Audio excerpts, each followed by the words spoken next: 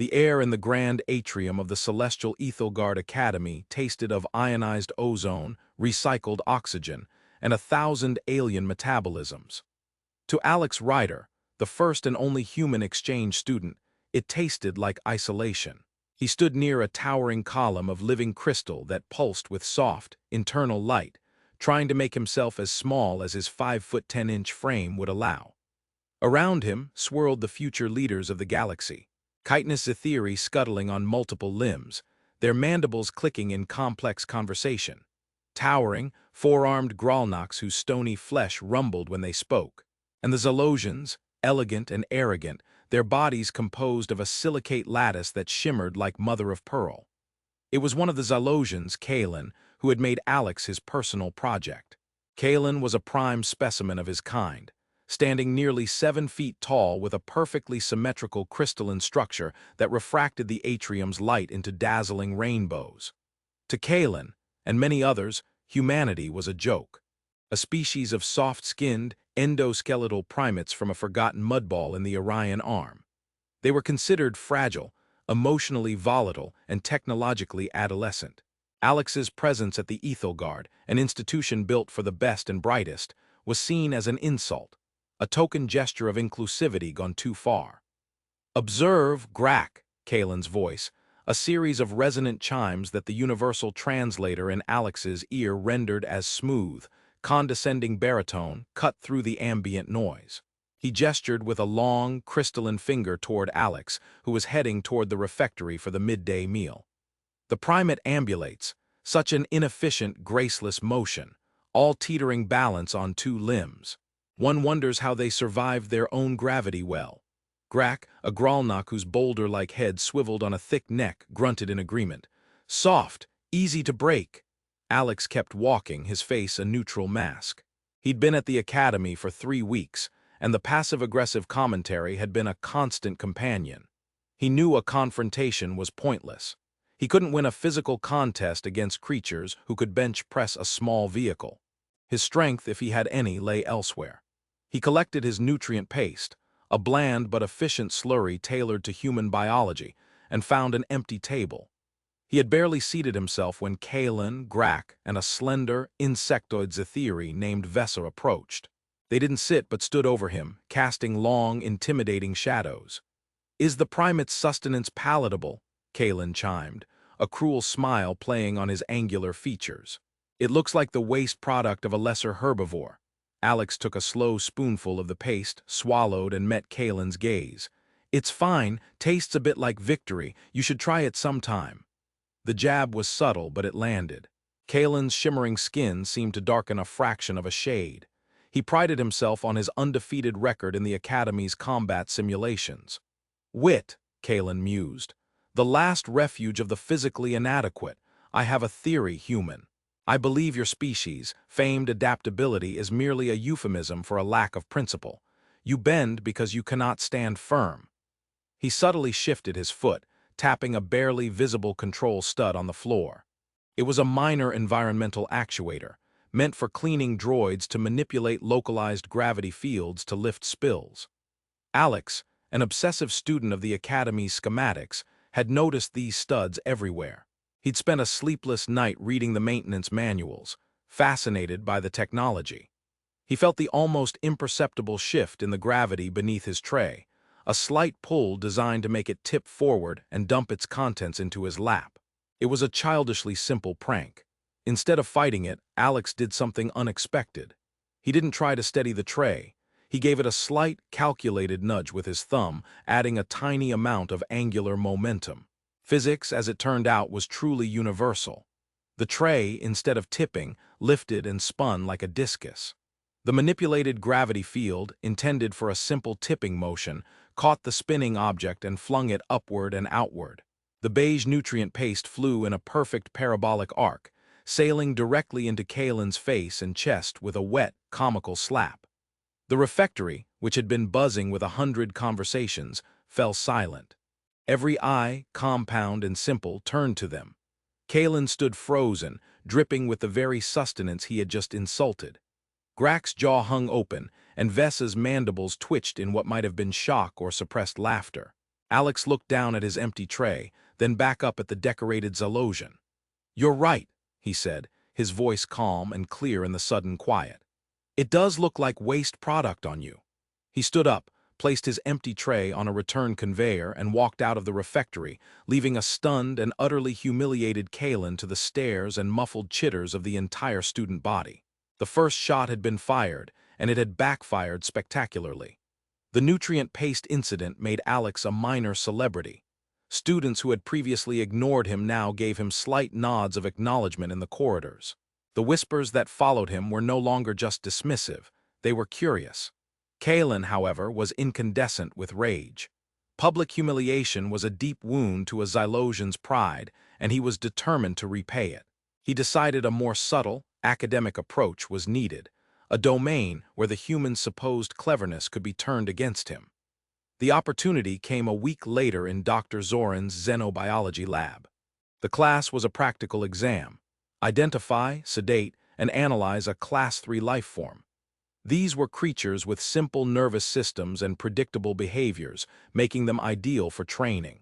Alex was assigned a Tarsian slime mold, a gelatinous, slow-moving organism that was notoriously easy to handle. He approached his workstation, activated the sterile containment field, and began calibrating his biosensors. From across the lab, Vesa watched him, her multifaceted eyes gleaming. Under Kaelen's direction, she had executed a simple switch. Using her species' natural stealth and nimble appendages, she had replaced Alex's docile slime mold with a flaying cretin from her own homeworld. It looked superficially similar, a quivering, amorphous blob, but it was a highly aggressive predator known for its neurotoxic tendrils. It wasn't lethal to humans, according to the database, but a single touch would induce hours of agonizing paralysis and vivid hallucinations. It was the perfect way to make the human look incompetent and hysterical. Alex focused on his monitor, reviewing the baseline vitals. Something was wrong. The metabolic rate was far too high for a Tarsian mold. The biosignature was erratic, spiking with predatory anticipation. He looked closer at the creature in the containment field. To a casual observer, it was just a blob. But Alex had grown up on a planet teeming with a billion expressions of predatory evolution. He recognized the subtle tensing in its protoplasmic form, the way it shifted its mass toward him, the almost imperceptible vibrations of a hunter waiting for the shield to drop. This was no mold. He discreetly cross-referenced the energy signature with the Academy's xenobiological database. The result flashed on his private screen, flaying cretin. Warning, extreme caution advised. Neurotoxic contact agent, a cold knot formed in his stomach. This was no accident. He glanced over and saw Vesa watching him, a smug stillness in her posture. He couldn't call for a professor. That would be admitting he couldn't handle his assigned specimen, resulting in a failed grade and proving their point about his incompetence. He had to solve this himself. He scanned the list of approved lab equipment. Standard sedatives would be ineffective against Zetheri biology. Physical restraint was out of the question. Then, his eyes landed on a simple chemical synthesizer. He thought back to his Earth biology classes, to the endless variety of defense mechanisms evolved in a competitive ecosystem. He remembered the capsaicin in chili peppers, the chemical that produced a burning sensation in mammals. It was a simple irritant, a non-lethal deterrent. Perhaps a similar principle could be applied here. He accessed the cretin's biochemical profile. Its sensory organs were primarily chemoreceptors on its outer membrane, highly sensitive to acidic compounds. He quickly programmed the synthesizer. He needed a volatile aerosol with a low pH, something that would irritate but not permanently harm the creature. He synthesized a small canister of a modified acetic acid compound, buffered with a saline solution to ensure it dispersed evenly in the air. It was essentially a highly concentrated, weaponized vinegar. With steady hands, he attached the canister to the containment field's atmospheric injector. Vesa leaned forward, anticipating the moment Alex would reach into the field and get stung. Instead, Alex pressed a button. A fine mist sprayed into the enclosure. The effect was instantaneous. The flaying cretin recoiled violently, its form contracting into a tight ball. It thrashed around the enclosure, desperately trying to escape the irritating mist that was overloading its senses. Within seconds, it retreated to the far corner and became dormant, its metabolic rate plummeting as it entered a defensive stasis. It was completely pacified. Alex then proceeded with the exam. He ran his biosensors, collected the required data from the now motionless creature, and wrote up his analysis. He included a detailed addendum. Note: specimen identified as flaying cretin, not Tarsian slime mold. Standard sedation protocols ineffective. Utilized a mild acidic aerosol to trigger a non-harmful defensive dormancy. Full report on improvised methodology attached. Dr. Zorin, a being of pure energy contained in a swirling glass column, drifted over to review his work. The doctor's synthesized voice hummed with interest. "Ingenious, Mr. Ryder. Your methodology is unorthodox but remarkably effective. You correctly identified a mislabeled specimen and neutralized it without harm. You demonstrated adaptability and a profound understanding of applied biochemistry. Full marks, in fact, an extra credit point for resourcefulness." Across the lab, Vessa's mandibles clicked in fury. The plan had not only failed, but it had resulted in the human receiving accolades. Kaelen, watching from his own station, felt a surge of cold fury. The soft-skinned primate was proving to be infuriatingly difficult to break. Their attempts to make him look foolish were only making him look smarter. Kaelen's frustration festered. The human was a weed, a persistent anomaly that resisted all attempts to be put in his place. Direct humiliation had failed. Academic sabotage had failed. A more physical approach was required, something that would exploit the human's obvious biological frailty. The zero-G atrium, a massive spherical chamber where students practiced maneuvering in null gravity, seemed the perfect venue. The atrium was a dizzying space. Luminous transit lanes crisscrossed the void, ferrying students between docking rings and lecture halls situated on the sphere's inner surface. It was a place of grace and precision for species evolved for three-dimensional movement. For a gravity-well native like Alex, it was a constant challenge. Kaelen's plan, concocted with the lumbering Grak, was brutally simple. Grak would accidentally bump into Alex near one of the high-velocity transit lanes. A hard shove would be enough to send the human tumbling into the lane's powerful gravitic current, which would then fling him across the atrium to slam ignominiously into a padded collection wall. It would be embarrassing, disorienting, and would perfectly illustrate his physical ineptitude. They cornered him as he was preparing to cross from the physics department to the central library nexus. Alex clipped his safety tether to the guide rail and pushed off, his magnetic boots clunking against the metallic floor before releasing him into the void. He moved cautiously, using small bursts from his directional thruster pack to navigate. "Look at it, Grak," Kaelen chimed, his voice amplified by the atrium's comm system. "Like a newborn larva learning to swim, awkward, pathetic."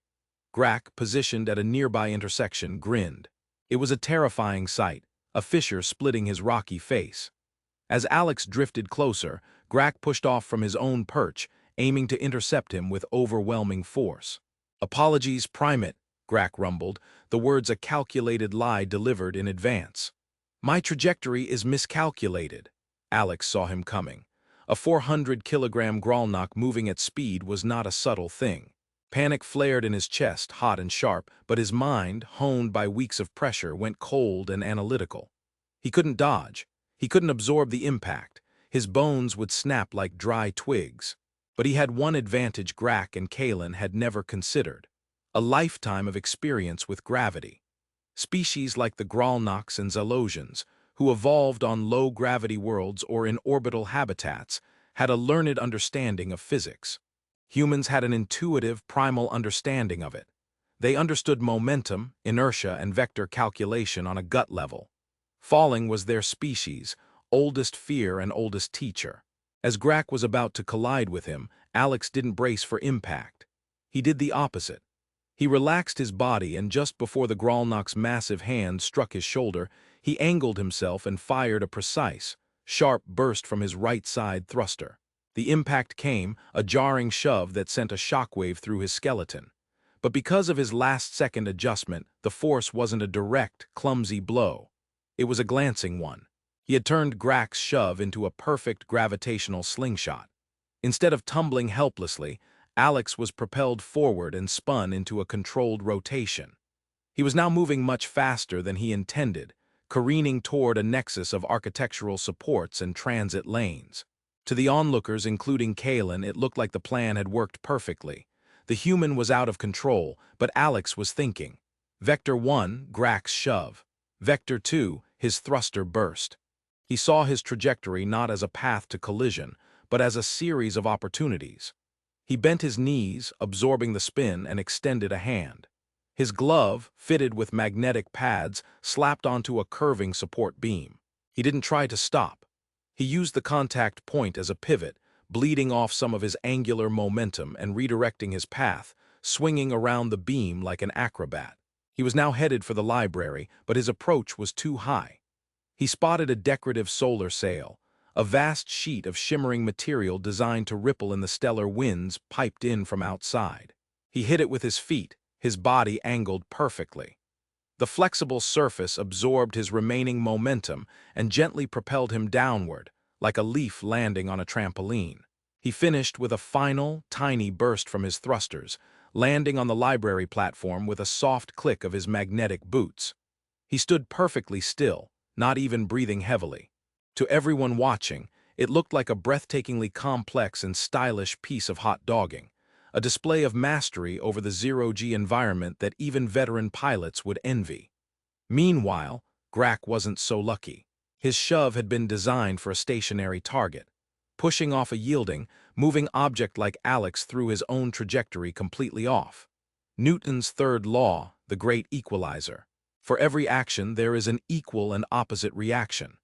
Grak went careening in the opposite direction, his four arms flailing uselessly.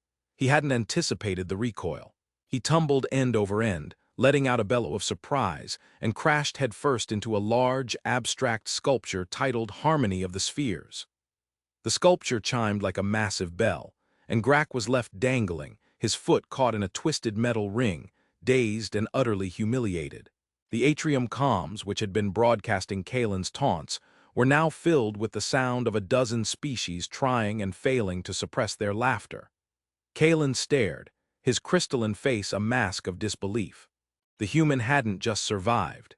He hadn't just escaped. He had used their own attack to perform a feat of impossible grace, while their muscle-bound enforcer was left looking like a fool. Alex looked across the vast expanse of the atrium and met Kaelen's furious gaze. He didn't smile. He didn't gloat. He simply gave a slow, deliberate nod, a gesture of clear and final understanding. This was no longer a game. And then he turned and walked into the library, leaving Kaelen simmering in a renewed, more potent rage. The human wasn't just resilient. He was turning their own strength against them, and Kaelen was running out of ways to prove his superiority. The legend of Ryder grew. He became the unbullyable human, a quiet, unassuming figure who seemed to operate on a different level of causality, where misfortune intended for him always seemed to ricochet and strike the sender. Kaelen's social standing, once unassailable, was eroding with each public failure. He was no longer seen as a dominant alpha, but as a frustrated buffoon, obsessed with a creature he could not comprehend. The derision that he had once directed at Alex was now being aimed, in hushed tones and hidden smirks, at him. His patience, a thin veneer over a core of arrogance, finally shattered. He sought out Alex not in a public space, but in a quiet corridor connecting the astrogation simulators to the residential blocks. He brought Grak and Vesa with him, not for an attack, but for intimidation. They blocked Alex's path, their physical presence meant to be overwhelming. "We need to have a discussion, Primate." Kaelen's voice was low, the resonant chimes clipped and sharp. There was no mockery in it now, only cold fury. Alex stopped, his bag of study materials held loosely in one hand. He looked at the three of them, his expression unreadable. "I'm listening." "Your tricks are at an end," Kaelen said, taking a step closer. He was so tall Alex had to crane his neck to look at him. "You think you are clever, turning our intentions back on us. But these are games, childish pranks. You have made a mockery of my honor, of my lineage. You're the one who flung food on yourself, got your friend praised by a professor, and launched your other friend into a piece of art," Alex replied calmly. My only intention has been to get to my classes on time. You seem to be the architect of your own problems. Grack growled, his four massive fists clenching and unclenching. We could crush you right here, soft thing. You could, Alex acknowledged, his gaze unwavering. But what would that prove? That three of the Academy's students from species renowned for their strength and cunning had to resort to a back-alley mugging to deal with one unarmed human. Your reputation is already in tatters, Kaelen. An act of crude violence would only confirm what everyone is already whispering, that you can't beat me on a level playing field. Every word was a precisely aimed dart, striking the core of Kaelen's pride. He was right. A simple assault was beneath him, and worse, it was an admission of defeat. He needed to re-establish his dominance in a way that was undeniable, formal, and final. You are correct, Kaelen said, his voice dropping to a dangerous whisper. His crystalline form seemed to absorb the light in the corridor, becoming dark and ominous. There is only one way to settle this. To erase the stain of your insolence and restore my honor. I, Kaelen of the House of Kor, of the Zalosian Empire, invoke the right of Cathar. The name fell into the silence with the weight of ancient stone. Grack and Vesa both recoiled slightly. The Cathar was no mere schoolyard scuffle. It was a formal binding duel, sanctioned by ancient interspecies treaties and recognized by the Academy as a legitimate, if archaic, method of conflict resolution. It was a fight to submission or incapacitation. It was brutal and it was final. Alex felt a genuine spike of fear. This had escalated far beyond what he had ever imagined. This wasn't about outsmarting a bully anymore. This was a sanctioned fight. You are challenging me to a formal duel? Alex asked, his voice tight. I am, Kaelen said, a triumphant gleam returning to his eyes. He was back in control on ground he understood. In the arena of judgment. 3 days from now. The format will be unshielded energy combat, a true test of speed, resilience, and will. Do you accept, or will you display the cowardice I have always known is at the core of your species? The corridor was silent. Grack and Vesa stared at Alex, expecting him to refuse to crumble. To do so would be to accept the label of coward forever. He was trapped. He thought about the Academy regulations, the diplomatic implications. He thought about his own life, so fragile compared to the being in front of him. But he also thought about the constant, grinding pressure, the casual disdain, the assumption that he was less. He was tired of it. He was tired of being the butt of the joke, the representative of a species no one respected. He straightened his shoulders, and for the first time, he let a sliver of the cold, hard resolve he felt show on his face. On one condition, Kaelen was taken aback. You are in no position to make demands. One condition, Alex repeated firmly. The choice of weapon is from the approved Academy list, but the specific calibration and power settings are left to the discretion of the combatant. No modifications to the hardware, but full control over the software. Kaelen considered it. It seemed a minor, pointless request. A low-powered energy pistol in the hands of a slow, fragile human was no different from a high-powered one. The outcome would be the same. His own superior reflexes and durable crystalline body would be more than enough. Arrogance made him generous. A pointless request, but I grant it. Let it not be said I was unfair. Do you accept the challenge? Alex took a deep breath. I accept your challenge, Kaelen of the House of Kor. The words sealed his fate. The challenge was made and accepted. It was now a matter of official record. Kaelen and his cronies departed, leaving Alex alone in the corridor, the weight of his decision pressing down on him.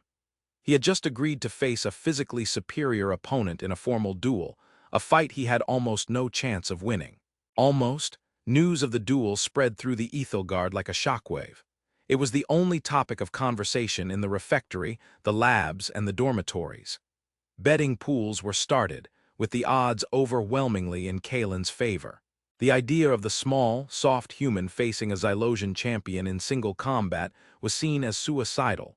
A final, desperate act of a student who had been pushed too far. Alex ignored the whispers and the stares. He retreated into a focused solitude. His first stop was the office of Professor Jalter. The professor was a luminary, a being of ancient, sentient energy who communicated through precisely modulated light and sound.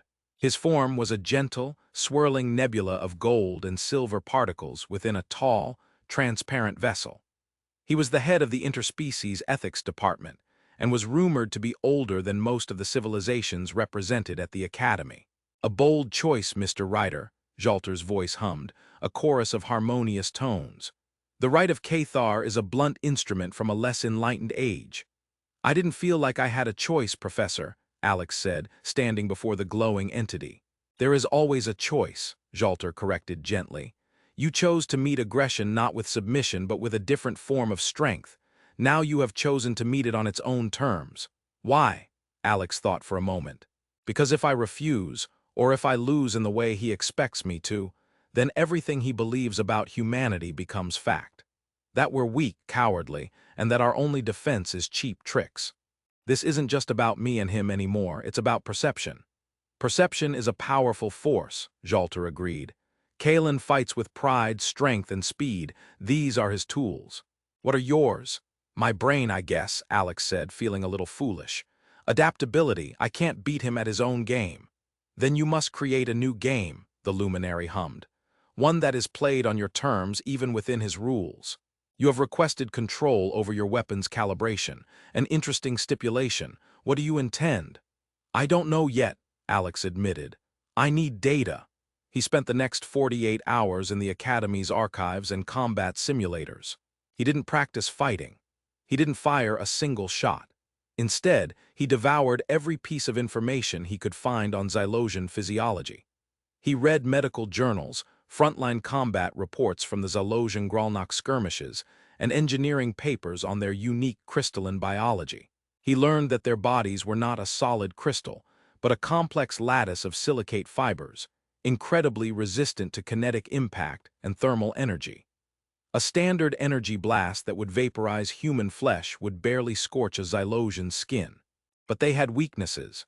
Their structure, for all its strength, was rigid. Their joints had a limited range of motion compared to a human's, designed for powerful, linear movements. More importantly, like any crystalline structure, they were vulnerable to specific resonant frequencies. A sustained vibration at the right frequency could, in theory, create microfractures and compromise the lattice's integrity.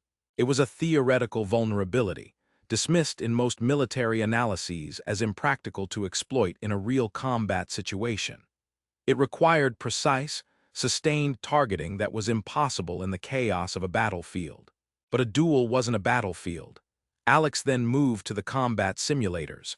He loaded Kaelen's profile, which included recordings of all his previous simulation matches. He didn't watch them as a fighter, but as an analyst. He broke down Kaelen's movements frame by frame. He saw the patterns. Kaelen always led with a powerful right-side blast. He favored a 3-shot volley before advancing. He had a blind spot on his lower left, a consequence of his species' ocular placement. He was incredibly fast, but his movements were predictable, born of arrogance and a lifetime of easy victories. He relied on overwhelming his opponents, never once having to resort to strategy. Alex spent hours running simulations, not as a combatant but as a passive observer. He mapped Kaelen's attack vectors, his dodge patterns, his cooldown periods. He created a predictive model of how Kaelen would behave in the arena. The computer gave him a 9.7% chance of survival. That was more than enough. On the eve of the duel, he finally entered the simulator's firing range. He picked up the standard issue energy pistol, a sleek, well-balanced weapon. He ignored the power settings completely. Instead, he accessed the calibration menu, the one he had fought to control. He didn't increase the weapon's lethality. He did the opposite. He began programming it to emit energy not in a single, powerful blast, but in a complex series of rapid, precisely timed pulses. He was tuning the weapon, turning it from a club into a scalpel. He was designing a key to fit a very specific, very dangerous lock. He was a scientist preparing an experiment, and Kaelen was his subject. He felt a cold, calm settle over him. The fear was gone, replaced by a terrifying sense of purpose. He wasn't just going to win. He was going to dissect him. The arena of judgment was a relic, a circle of polished obsidian set within a vast, silent amphitheater. It was rarely used, a monument to a more brutal era. But today, it was packed. Students and faculty from every species at the academy filled the tiered seating, their collective murmurs a low hum of anticipation. They had come to see a spectacle, an execution. Kaelen entered from one side, clad in the ceremonial Xylosian combat harness, a minimalist affair of black alloy straps that left most of his shimmering, crystalline torso exposed. He looked like a living statue, a paragon of physical perfection. He held his energy pistol with casual grace, the weapon a mere extension of his powerful form. The crowd roared its approval. Alex entered from the opposite gate. He wore a simple, padded gray jumpsuit, the standard academy uniform for hazardous exercises. He looked small, soft, and utterly out of place. His energy pistol seemed too large for his hand. A few scattered, pitying claps were heard, quickly swallowed by the overwhelming support for his opponent. They met in the center of the arena floor. A hovering drone administrator recited the rules in a flat, synthesized voice. This is the right of Cathar. Combat will be unshielded. The objective is the submission or incapacitation of the opponent. The duel begins on the third chime. Kaelen looked down at Alex, his face a mask of supreme confidence. Do you have any final words, Primate? An apology, perhaps, for wasting my time? Just one piece of advice, Alex said, his voice steady and carrying in the hush. You should have studied, Kaelen scoffed. The first chime echoed through the arena. He raised his pistol, his stance wide and powerful. He was preparing for his signature opening volley. The second chime rang out. Alex didn't raise his weapon. He bent his knees, sinking into a low crouch, a posture that looked defensive, almost fearful. The third chime, deep and final, reverberated off the obsidian. Kaelen moved with blinding speed, exactly as the simulations had predicted. He fired a three-shot volley, not at Alex's center mass, but around him, hurting him, intending to force him into a corner. The blasts of crimson energy hissed through the air, gouging molten scars in the floor. But Alex was already moving. He didn't dodge backward or sideways. He dove forward, rolling under the third blast, the heat of it searing the air above him. He came up inside Kaelen's optimal firing range, too close for the Xylosian to easily track. The crowd gasped. It was a suicidal, reckless move. Kaelen adjusted instantly, swinging his pistol down for a point-blank shot. But Alex wasn't attacking. He fired his own weapon, not at Kaelen but at the floor by Kaelen's feet. The blast was surprisingly weak, a flash of pale blue light that barely singed the obsidian. Kaelen sneered at the pathetic display. But the shot wasn't meant to do damage. It was meant to create a glare. The polished black floor reflected the flash of light directly up into Kaelen's low-set eyes. For a fraction of a second, the Xylosian was half-blinded, his vision filled with purple afterimages. It was all the time Alex needed. He didn't press the attack. He scrambled away, putting distance between them, using the precious moments of Kaelen's disorientation to reposition himself. He was already on the other side of the arena by the time Kaelen's vision cleared. Tricks, Kaelen roared, his voice booming. You will pay for that, human, he charged, his powerful legs eating up the distance in massive strides. He fired again, a wild, angry barrage. Alex didn't try to outrun him. He used the environment. He ducked behind one of the ceremonial pillars that dotted the arena's edge, letting the energy bolts splash harmlessly against the ancient stone. He was leading Kaelen on a chase, forcing the larger, stronger alien to expend energy, to become frustrated. Every move Alex made was precise, economical, and informed by his research. He knew Kaelen's turning radius was poor. He knew his lateral movement was slower than his forward charge. Alex moved in arcs and zigzags, always staying just out of the optimal line of fire, forcing Kaelen to constantly reset his stance. The duel devolved into a strange dance, a raging behemoth chasing a nimble shadow, and the shadow was always one step ahead. The crowd grew quiet. This wasn't the quick, brutal execution they had expected. The human was surviving. More than that, he was dictating the pace of the fight. Kaelen's arrogance was visibly melting away, replaced by raw, sputtering rage. His attacks became sloppier, more desperate. Alex, meanwhile, was doing more than just dodging. With every quick step, every roll, every slide, he was taking aim and firing. His shots were weak, almost comically so. They left no mark on Kaelen's crystalline skin. But they were not random. Each pale blue pulse struck a specific point: a knee joint, an elbow, the base of the neck, the center of the chest. He was a painter, and he was methodically applying his medium. "Stand and fight," Kaelen bellowed, finally coming to a stop in the center of the arena, his chest heaving. "Your cowardice is tiresome." "I am fighting," Alex called back from across the arena, his own breathing controlled and even. "You just haven't realized it yet." And then Alex stopped running. He turned and faced the Zalosian, raising his pistol with both hands, adopting a calm, steady firing stance. He had fired exactly 64 shots. 16 to each major joint, 16 to the sternum. He had delivered the required energy. He had primed the charge. Kaelen saw his chance. The human was finally cornered, offering a clear shot. He let out a triumphant roar and lunged forward, raising his weapon for the final, killing blow. It was his last mistake. Alex didn't aim for Kaelen's head or chest. He aimed at a point in the air about 2 feet in front of Kaelen's charging form. He pulled the trigger, but this time he held it down. The weapon didn't fire a bolt. It emitted a continuous, high-frequency beam of pale blue energy, almost invisible, but for the way it made the air shimmer. And it produced a sound, a low, rising hum that grew rapidly in pitch until it was a piercing, unbearable whine. It was a resonance beam. The beam struck Kaelen's chest. It had almost no thermal energy. It wouldn't burn, it wouldn't blast. It simply vibrated. It was tuned to the precise harmonic frequency of the Zalosian silicate lattice, the frequency Alex had spent a day and a half calculating. For a terrifying second, nothing happened. Kaelen continued his charge, his face twisted in a victorious snarl. Then, a single hairline crack appeared on his sternum.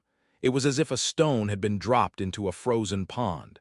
The crack branched out, creating a web of fine lines that spread over his chest with horrifying speed. The resonant energy Alex had been patiently pumping into Kaelen's body with those 64 weak shots now had a pathway. The vibrations cascaded through his system. The whine from the weapon reached its crescendo, and Kaelen's body responded. His crystalline skin, his species' greatest armor and pride, did not explode. It did something far worse. It shattered. It didn't just break on the surface. The structural integrity of the entire lattice failed at a molecular level. It was a chain reaction of catastrophic failure. Kaelen's arm, raised to fire, disintegrated into a cloud of glittering dust. The perfect, shimmering planes of his face collapsed into a heap of sharp, glittering shards.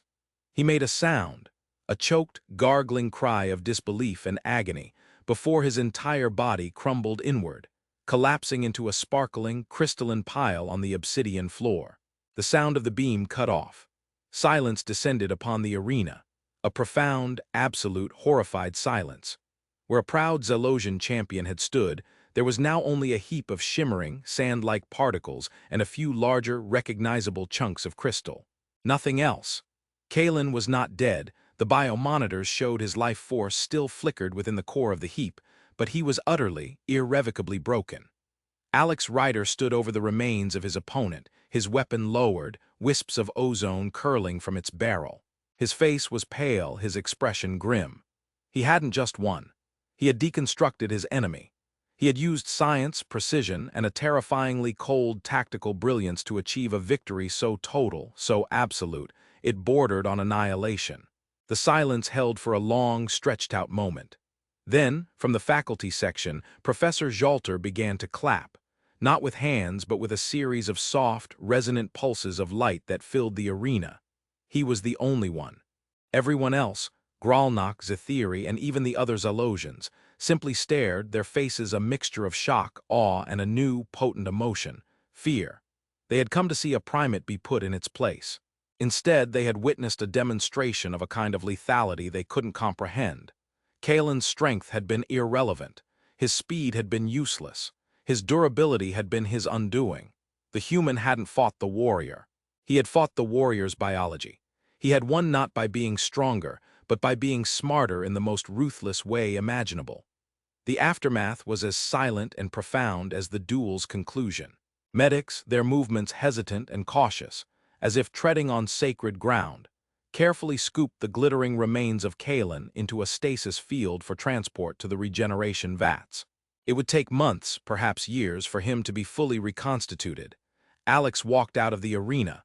No one approached him. No one spoke to him. A wide, invisible bubble of space cleared around him wherever he went. The other students didn't just step aside. They flinched away, their eyes averted. Grack and Vesa, who had been watching from the stands, were gone, having slipped away in the stunned confusion. He knew he would never be bothered by them again. In the days that followed, the atmosphere of the academy changed. The whispers about the soft human died, replaced by new ones. They spoke of the glass killer, the resonance reaper. They recounted the final moments of the duel with a kind of mythic reverence. They debated the ethics of his methods. Was it a brilliant tactical victory or a horrifying act of biological warfare? Alex continued his studies, his life becoming paradoxically more isolated even as his presence became more significant. No one dared mock him, but no one dared befriend him either. He was an anomaly they could not classify. He was not weak. He was not a simple brute. He was something else, something alien to their understanding of power. He sat alone in the refectory one day when Professor Jalter drifted to his table. "You have made your point, Mr. Ryder," the luminary's voice hummed. "I just wanted to be left alone," Alex said, pushing nutrient paste around his tray. "You have achieved that and more," Jalter replied. "You have changed the perception of your species for every student in this academy. They came expecting to see a mouse and they found a viper. Vipers are still feared, still alone.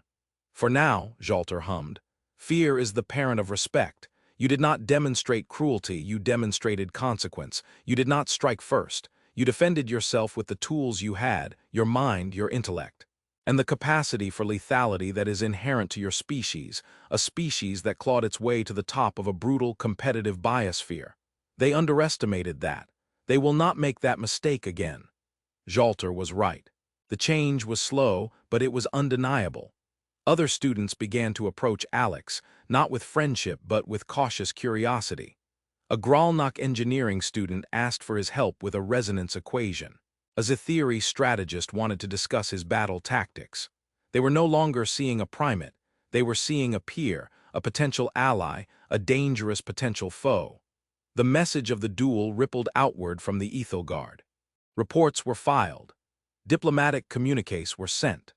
The story of the lone human who had faced down a Xylosian champion and won through sheer intellect became a cautionary tale in the courts and military academies across the galaxy. Humanity, the soft-skinned, fragile species from Sol 3, was reevaluated. They were not just adaptable. They were not just clever. They were precise, patient, and when pushed, they were capable of a kind of devastating efficiency that was utterly terrifying. Alex Ryder never fought another duel. He never had to. His victory in the arena of judgment had been a statement, written in glittering dust on a floor of black obsidian. It was a simple statement, but one that echoed across the stars. Do not mistake our flesh for weakness, and never ever underestimate a human.